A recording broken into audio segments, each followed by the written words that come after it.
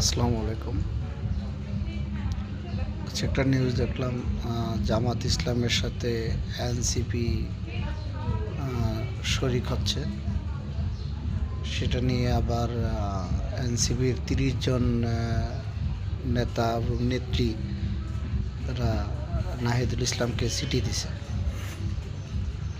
তবে যাতে এনসিপি জামাত ইসলামের সাথে যোগ না দেয়।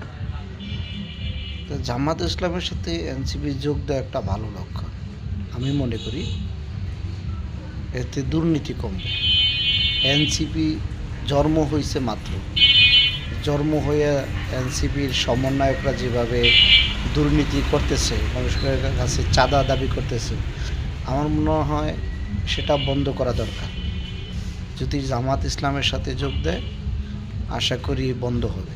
যারা জামাত ইসলামের সাথে যোগ দেওয়া নিয়ে আপত্তি জানাইতেছে, অবশ্যই বুঝতে হবে তারা দুর্নীতিগ্রস্ত, তারাই দুর্নীতিবাজ। আমার মনে হয় এটা এনসিপির বোঝা উচিত, কারণ এই মুহূর্তে দলটাকে শক্ত একটা পজিশনে নেওয়া উচিত, সৎ এবং আদর্শবান হিসেবে।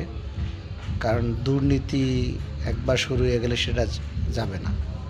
অর্থাৎ দুর্নীতি থেকে মুক্তি পাওয়ার উপায় হচ্ছে জামাত ইসলামের সাথে যোগ দেওয়া। ধন্যবাদ।